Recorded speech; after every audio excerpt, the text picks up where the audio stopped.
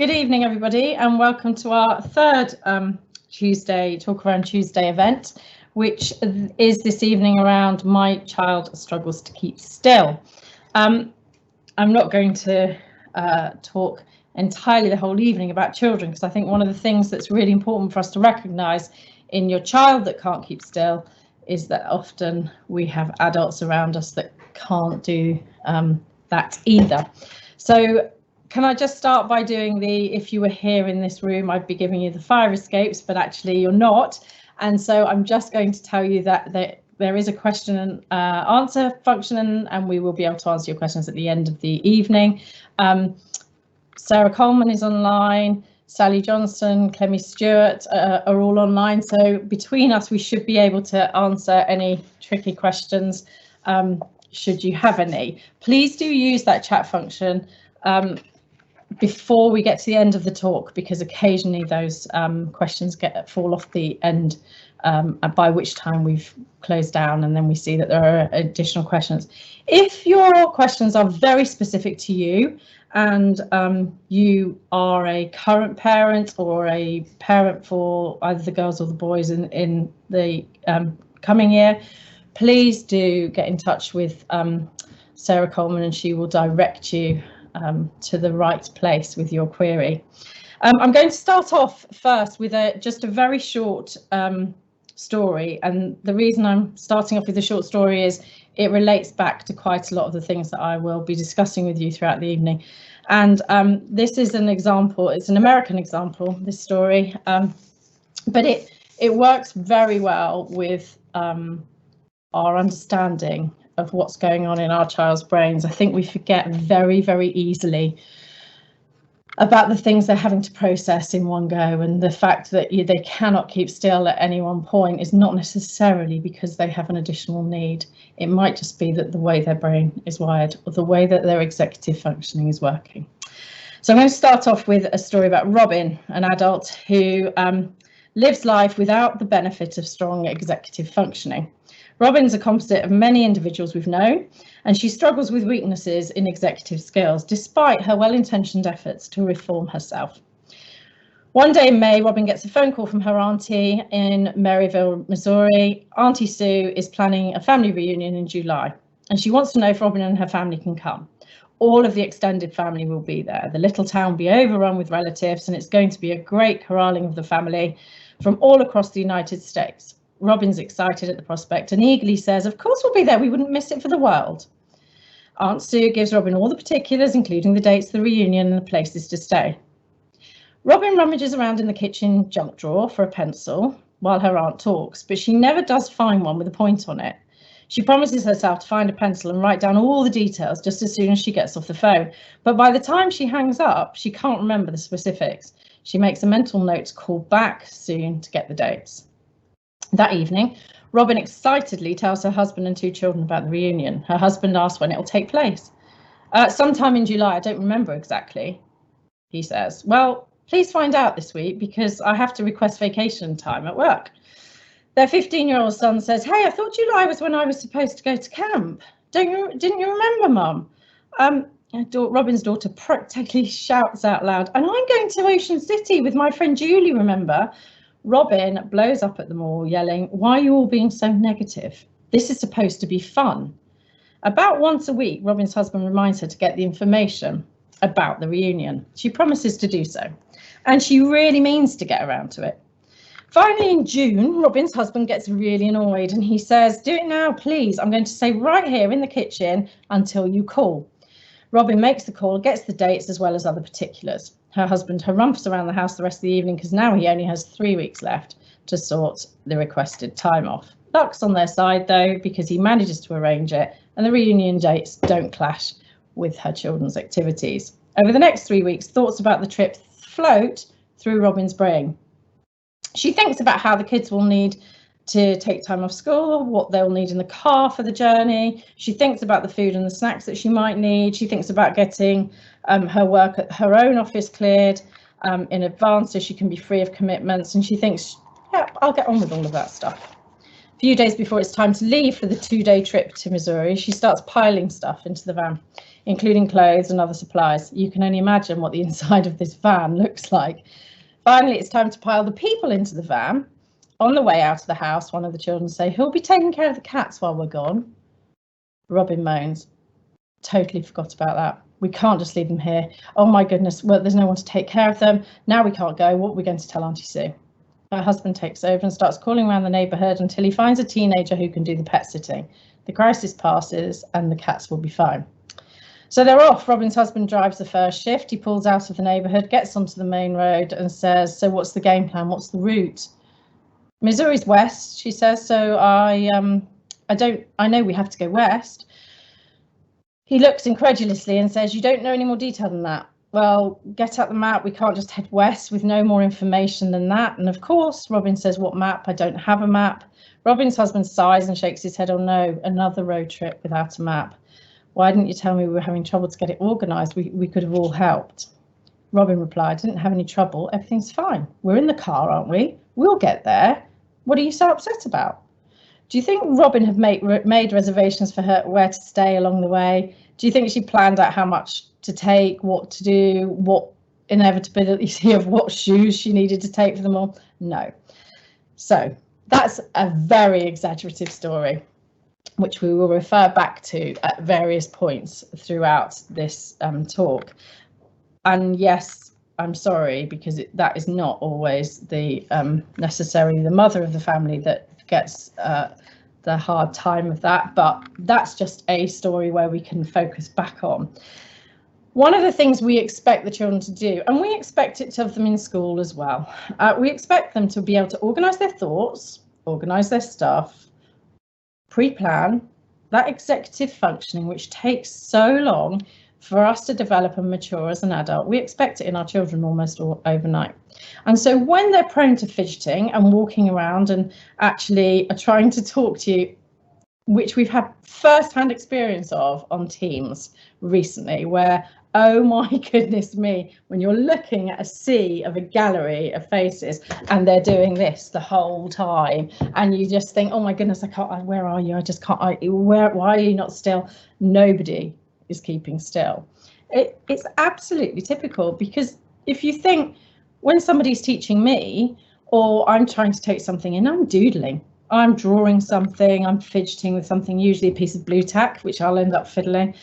Let's think about yourself and think, do I actually sit, read an article, read a piece in the paper without actually fidgeting, without thinking, I'll get up and get myself a coffee? And we expect it of our children, and we're surprised when they don't attend. Of course, some children are more capable of that than others, and we need to look at the differences here in the children. So inhibition versus impulsivity. We know whether we're impulsive as adults, we know full well whether we've got that nature, and it is the thing that parents find most tricky about their children, is that impulsivity. You know, that fear where you think, are they actually going to run across the road? That impulsive behaviour that they're just not sure about, you're not confident about. Inhibition is that ability to stop one's behaviour at the appropriate time, including your actions and your thoughts. But the flip side of that is that impulsivity. What was that impulsivity that Robin did at the very beginning? Was, yeah, sure, we can definitely come, that's it. No actually executive functioning going on there to think, okay, let me plan. There was no motor planning going on. It was all very much of the moment, and which is probably the beauty of Robin, and she's probably one of the most amazing friends and the one of most amazing colleagues, but you can see the problem. So often we look to our children and say, why are they so impulsive? Why do they? It's because that's at the forefront of that part of their brain when they're thinking it, and that's the first thing they want to spout. They just want to tell you exactly what is at the forefront of their mind, and there's no surprise as to why they do that, because they're just learning and they're excited on the whole. Sometimes it comes out as a negative excitement. It might well be that they're just angry, and we'll come on to how they deal with that. But I think we need to be a little bit more understanding about actually just reflect on yourself. Do we quite often do that? I think we probably do, a lot of us, more than we would like to imagine. The shift part of this is that ability to move freely from one situation to another and to think flexibly in order to respond appropriately. This is where we find children at school find it difficult. So a transition period, it's so often you'll hear parents feeding back and teachers feeding back to parents saying, well, it's in transition times they seem to want to fiddle or throw the ball or kick the ball against the wall or play with something, play with their Lego whilst they're in between a lesson, which is what happened quite a lot during online learning. That ability to be able to put that thought or lesson to bed, move on to this one, that's actually quite a skill in itself. So the ability to move freely between the two is quite an art, and we just expect them to ordinarily, innately understand what to do.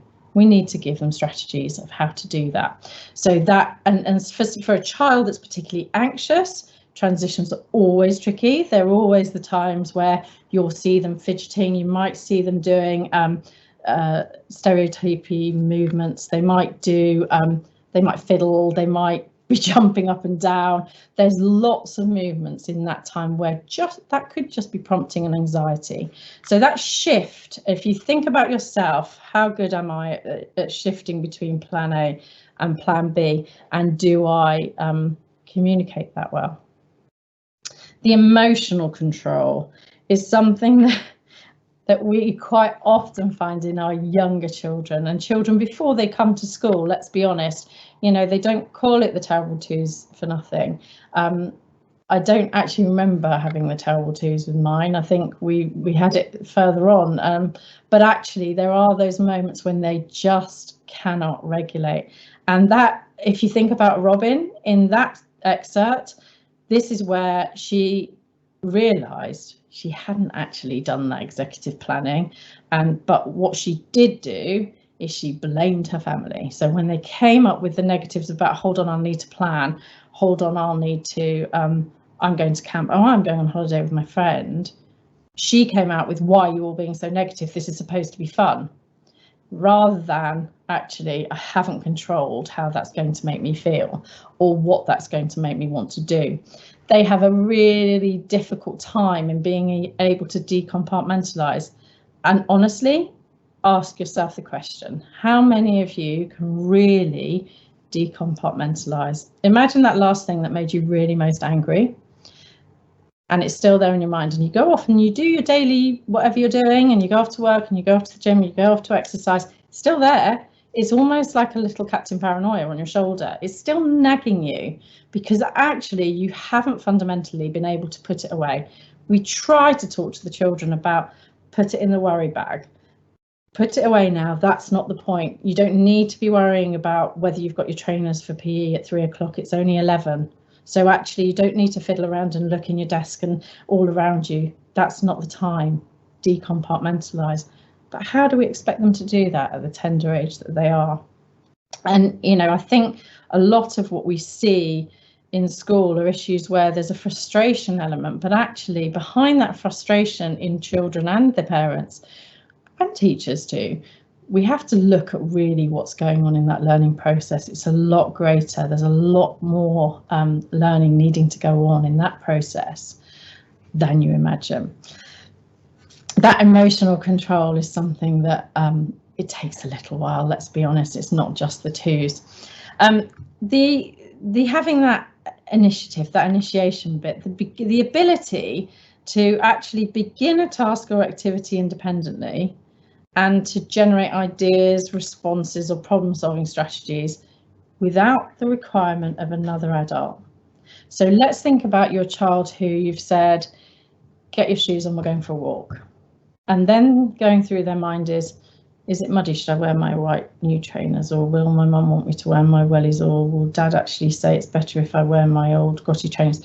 There's so much planning going on in their mind, and we're not dissimilar. Should I wear my warm coat? Do I need a scarf? Do I need gloves? We're not dissimilar. So when we're looking at children and we scaffold them and we're modelling to them, it's about that just being able to push each little bit of the way when they're good and ready.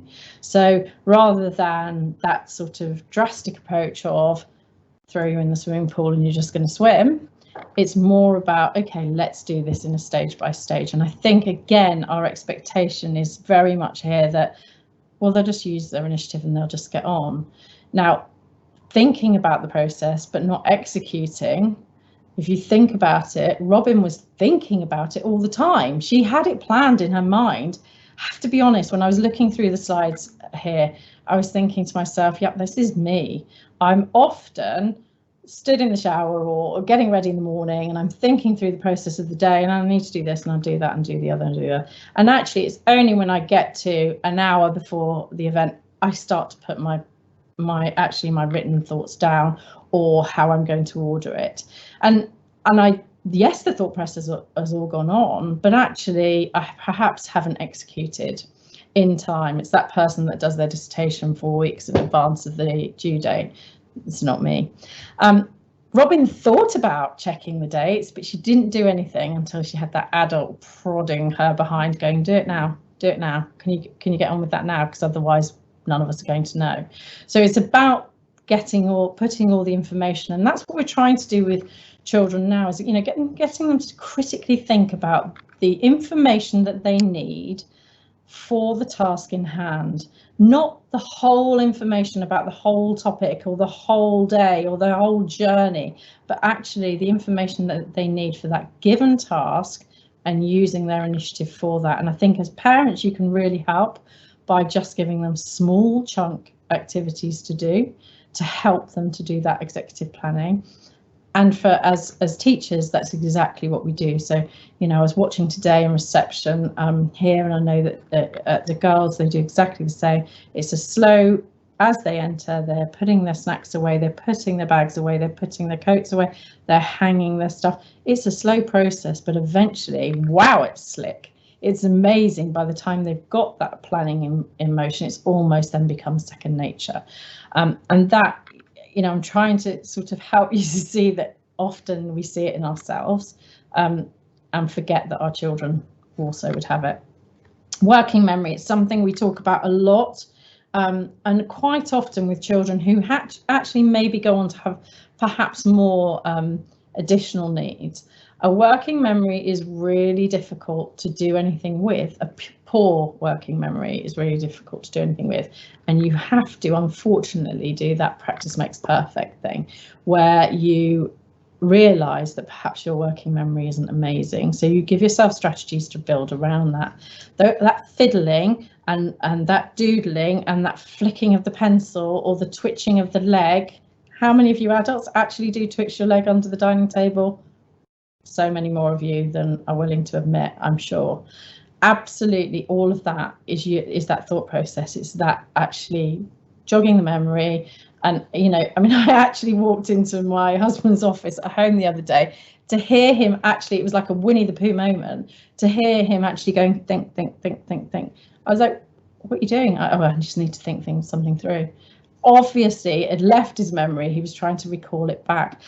One of the things that we do with children in that is try to get them to slow down. And often they're racing ahead to the destination point before they've actually thought about planning the journey. So if you think about it, how was Robin's working memory there affected? Well, she couldn't keep the dates of the reunion in her head long enough to put them on the calendar. The pencil wasn't there. She didn't have that. So how often have your children, if you've got older children, come home from school and said they don't remember what they've done, or they can't remember what their homework was? How often have we as teachers stood and sat in front of the children and told them, given them the input to the lesson, told them what the task is, and a child turns around and says, what are we doing?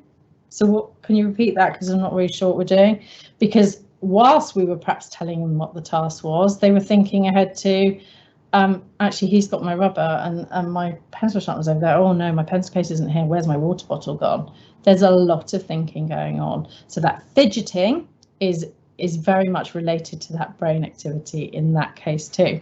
So you can see poor Robin is a really good example of all the things in the executive function that helps with this need to concentrate and focus. The planning and organisation, this is a given, and let's be honest, this is difficult for lots of adults, lots of children. I find it incredible when I meet a child that is naturally a planner and an organiser. It's not very often. We have to give them the strategies, but you can give them the strategies even if your child's 2 or your child's 3. You start to help them predict, infer what's happening, and you can do that through story writing and story reading, and say to them, what do you think is going to happen next? Where's the bear gone? What's that bird going to do? They're starting to pre-plan their thoughts on what's coming and be able to make those predictions, and in turn that helps their own planning and their organisation. We so often say it to children that, you know, let's be honest, when you've very much done everything for your child. So my daughter, who's the eldest, I let her do lots of things for herself. She's very much self-starter. She would have got herself ready for school, been ready, got dressed. My son, well, you know, I got his clothes out for him and put them out in the morning, and I knew that's not what that's not what I say to parents. I tell parents, please let your child get dressed and organised in the morning, and if they've still got their pyjama bottoms on when they get in the car, they probably won't do it the next day. But did I do that to my own? Of course not, because I knew myself. I don't plan my morning so that I get up, do my yoga, have a stretch, have my breakfast. And of course I don't. I'm time deprived. I don't do that at all. So that planning and organisation isn't natural, and it does need teaching, but it can be taught through so many fun ways.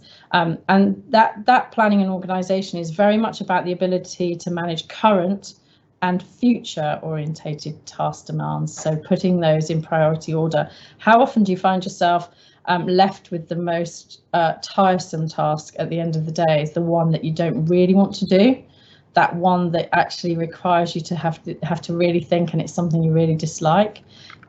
That's a child too, and that could be parts of punctuating their whole school day, and enabling the fidgeting to continue.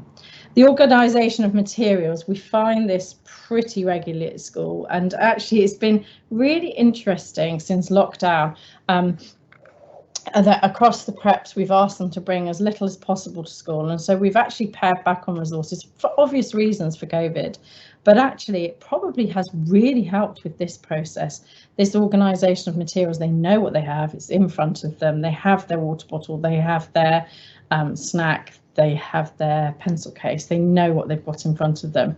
If you think about it, this organisation of material, Robin knew what she wanted to take on the trip. She'd probably all planned it in her head. She probably planned what she was going to wear, what the weather was like, what she needed to get ready for the children, but she hadn't actually put it together, and the piling of it together only happened when she got to the stage where she was filling the car.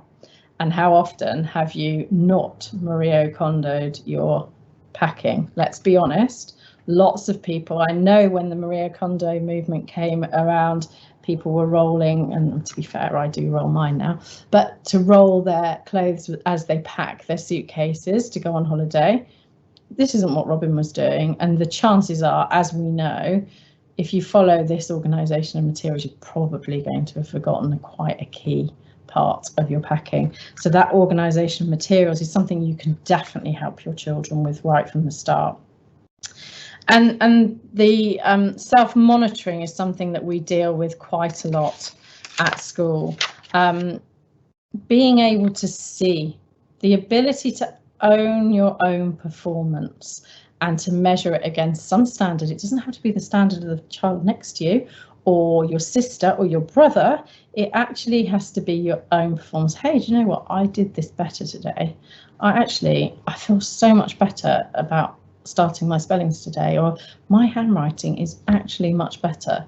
Just those moments of where they're challenging themselves, but how it makes them feel in that self-monitoring way. And if you think about it, by the end of that conversation, Robin is perplexed as to why her husband is irritated and cross with her about the fact that she hasn't got a map. And she knows full well, let's just get in the car and go. And actually, when we get a bit closer, it'll all become apparent. And she's probably right, to be fair, but she hasn't self-monitored along the way. And actually what she hasn't done is realise the impact that that could have on other people. So how can we help our children as they're learning? They have a lot to go through. They have a lot to learn. We're not even talking academic here, are we? We're talking about how they cope with themselves, their emotions, their feelings, their behaviours, their need to get up and run around. And how is that best? How can we best help with that? There are a few things we can do.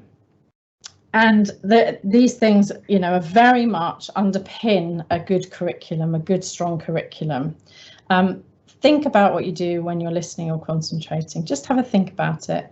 So, as I said, you know, I know that when I'm listening to somebody, in order to be able to take it entirely in, I will end up fiddling with something or drawing, and invariably it's an eye for some reason, but quite often I'll be drawing something and I'm listening, taking it all in and focusing.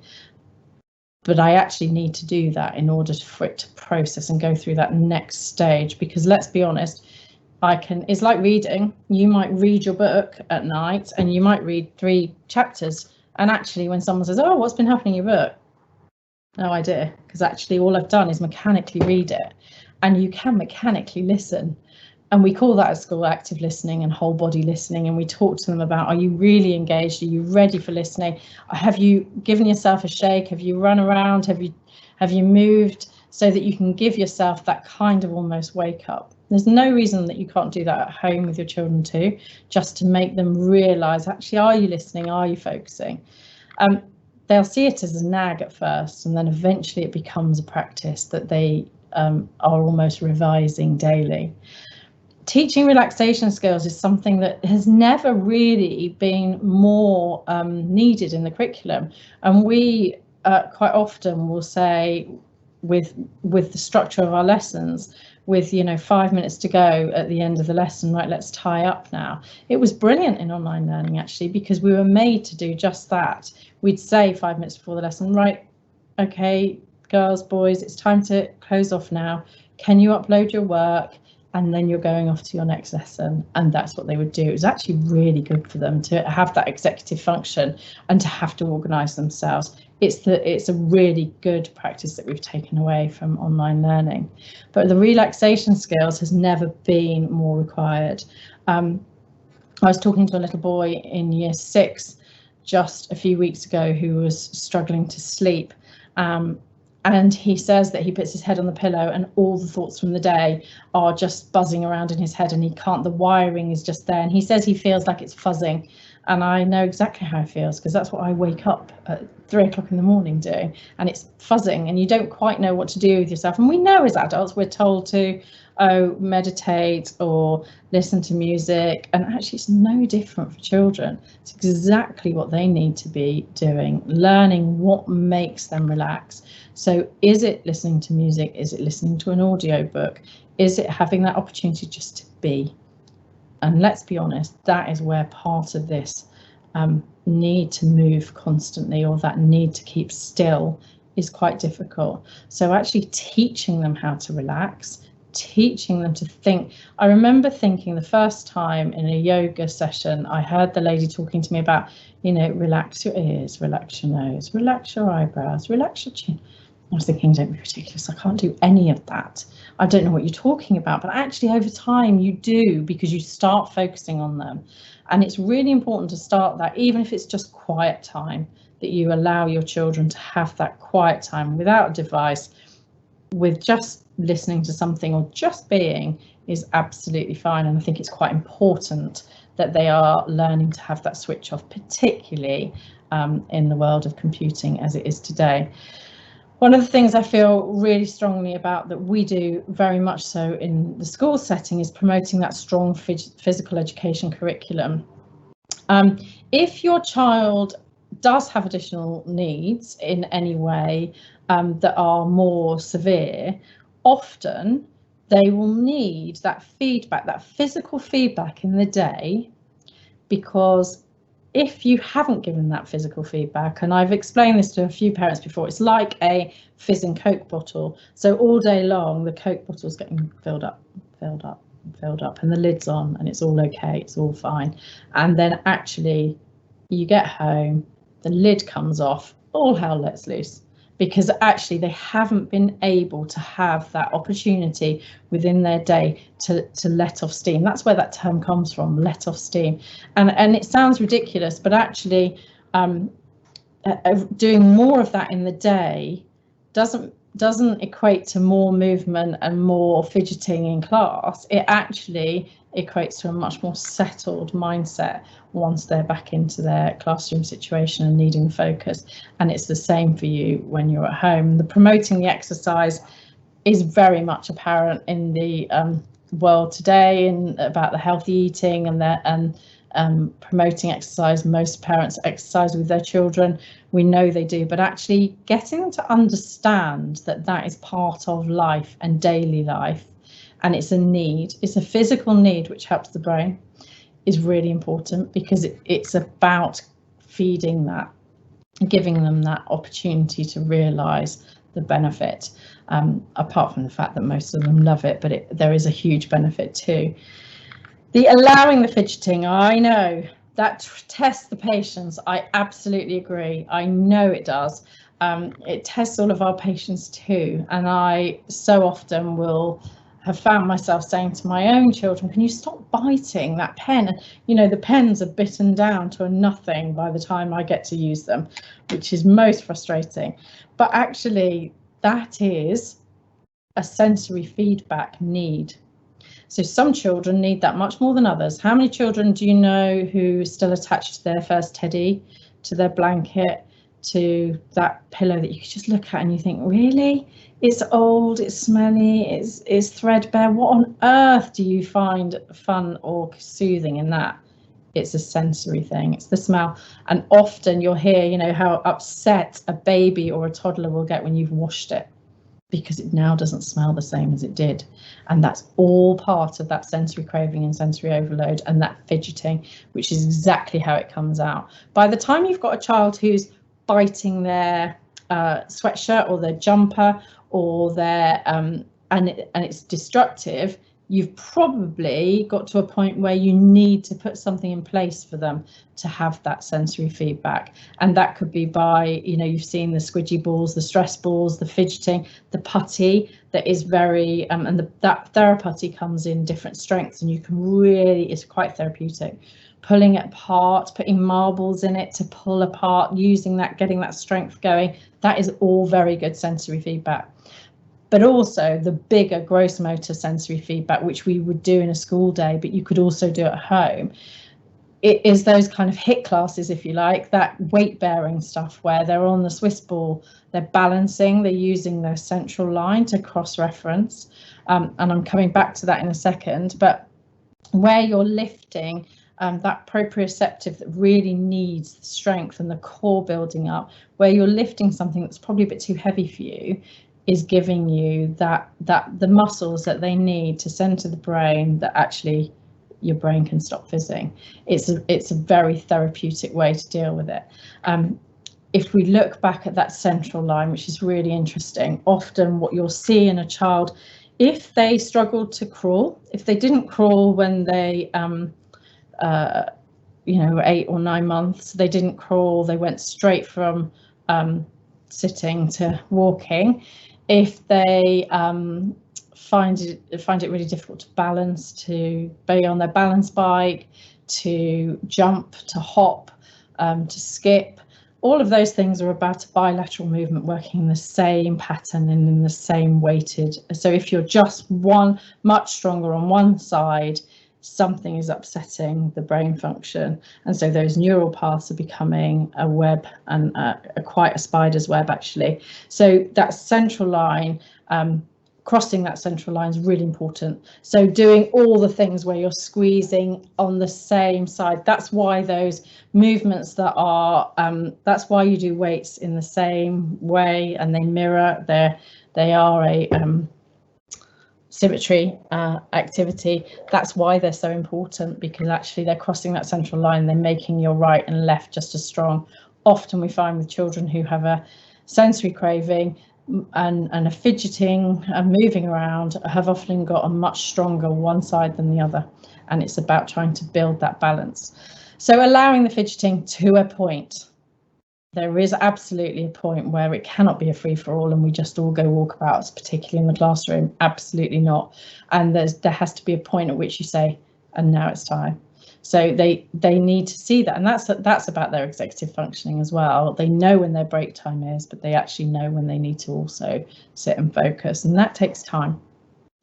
Fostering for us the good homeschool communication. So with the girls and the boys, that need to be able to contact and get hold of even your little niggles as a parent can often be quite insightful for us as staff, because it can often give us good reason. So if you had forgotten to tell us that actually your child was premature, and in fact they were 2 months premature, and the delivery was dreadful, and the trauma at those are significant factors to why perhaps your child has struggled to settle or to have that ability to just relax and to just be. And we forget that how significant that actual birth process is for them. The balanced diet is obviously very key. How often we're talking about the fact that sugar plays a really interrupted role into that, and it can impact those children that are probably sitting on the more sensitive side of the aspect.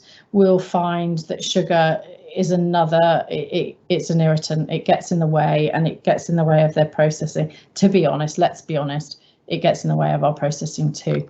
But we try to deny that and think that caffeine doesn't affect us, and nor does chocolate, but actually it does. And so limiting that to a point, particularly if you're finding that your child's becoming increasingly sensory craving, it quite often is a cry for help, but it could well be a food related cry for help. And then sleep, last but not least, in children who have issues, more severe issues, so brain, for example, an epileptic child who suffers with perhaps has seizures in the evening or seizures at night, their brain does not lock down the learning that has happened in the day, so it stays active. So it stays like an electric sensor going on all night. Some of your children's brains will be doing that, not because they have any epilepsy, and not because they have any brain deficiency at all, but just because they haven't learnt to be able to switch the button. And it is just about switching the button. And again, it's just that process of teaching them how to do that, and a slow process, and it will not happen overnight. So you sleep training them for, you know, in the mode of the crying technique, and try that on a Monday, and then by the Thursday it'll all be done. It's not quite so hardcore as that. You actually do need to do a slow drip feed, and it eventually becomes routine. Sleep is really important for them to bed down that working memory, that memory that is so difficult to regain if you've lost that opportunity or that skill. It's really important to be able to claw that back. So sleep is vital. It's vital to us all, let's be honest. But I do think it's really good that it links to those routines that we have. Some of the boys that we see in the boys prep, and I'm sure the girls are exactly the same, we can see probably less than 3 when they've had really bad sleep. They've not slept properly, and we can see it in their face, and bed hair is probably the biggest giveaway, but we can see through their functioning that actually they're not firing, they're not thinking so quickly, they've struggled with their sleep, and probably, and very possibly, it's because they haven't eaten, because they've said they don't want breakfast, and you think, okay, well, that's okay, they don't have breakfast, but it is those routines that are so vital, and our body does need, and particularly a young body needs that regular food, and that intake of the right type of food throughout the day, and it does then help with the sleep. It is a vicious circle because we know some children just find it ridiculously hard to sleep, and they have an anxiety around it, and that's a whole nother issue in itself, and could be for a variety of reasons. But certainly getting that opportunity to do that sensory feedback work and the strength and physical work in the day certainly helps them sleep. I mean, I'm told that online learning for 8 weeks and then coming back to school does the trick too, because apparently everybody was wiped out last night. So I think that was teachers and children included. So I hope that's slightly helped with understanding why your children sometimes fidget. I totally understand the frustration with that sometimes. But let's be perfectly honest, are they going to be a 40-year-old sitting around a table at a meeting, still getting up and wandering around? Well, maybe. I mean, let's be honest.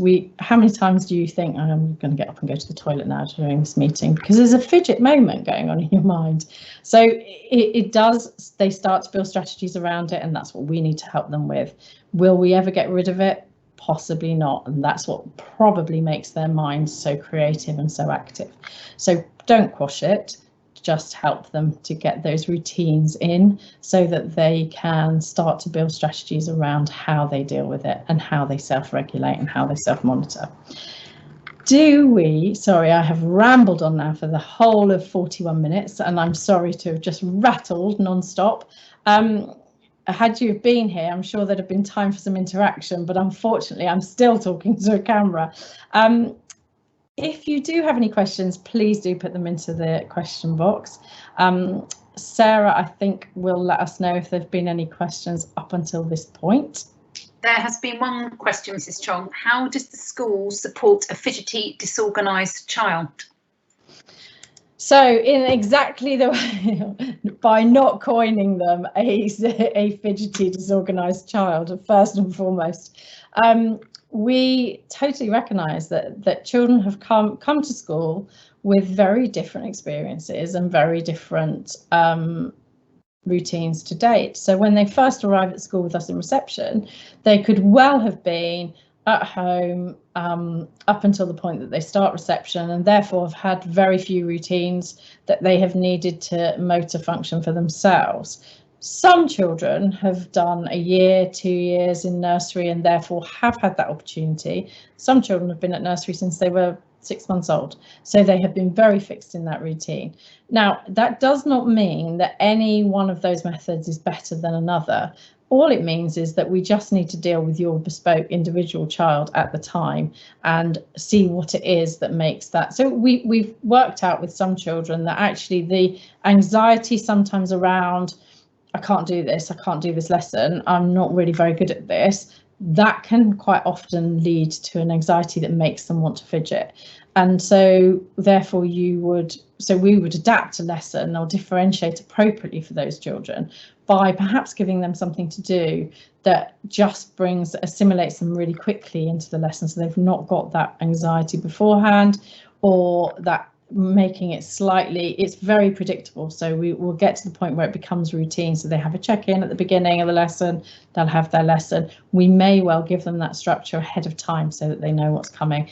But we work with you very much on that. So we know full well that coming into school at age 4, your children will have routines.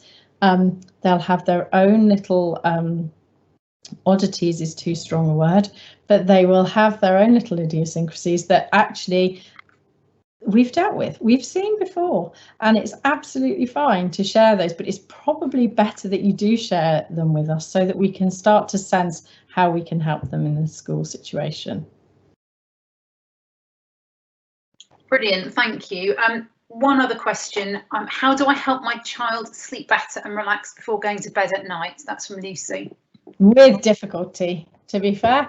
I think that's about routine, and I do remember feeling very jealous when my children were little of all the people that had decided to do the Gina Ford, and you know how well their children slept, and I was amazed, but actually their routine was very much, you had to be in the house by 6:30 because it was bath, it was food, it was rigid, and I that isn't me, and I couldn't live like that. But I do remember being quite jealous.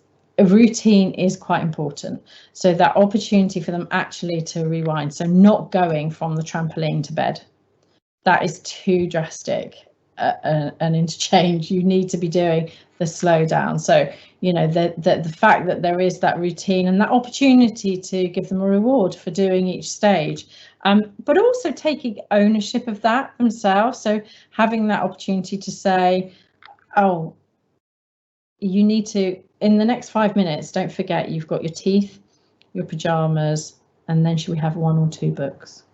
Well, they definitely will do their teeth and their pajamas doubly quick if they think they can get the 2 books. And actually, you don't mind giving them 1 or 2 books. One of the things that is really quite key and crucial, if you're finding it's a battle, is that you give them 2 options, but you don't mind which option they take, but they still feel that they've won over because they've taken that option. So we do teeth, bath, teeth, pajamas, or we do bath, pajamas, teeth, story. Which one do you want to choose? And they think they're getting an option. They think, ha ha ha, I've got my way. But actually, you have given them an option of 2 things, but you want both, or either is you're happy with. I think one of the things, there's an amazing app called Headspace for children. There's a Headspace for adults as well, but there's an amazing app, Headspace for children, and it's really soothing. If you can get them into the habit of not being affected by noise, because often that, you know, don't make a noise, don't stand on that floorboard because you'll wake the baby. Often you're getting yourself into a real problem there, because actually what you need them to do is to get used to that noise.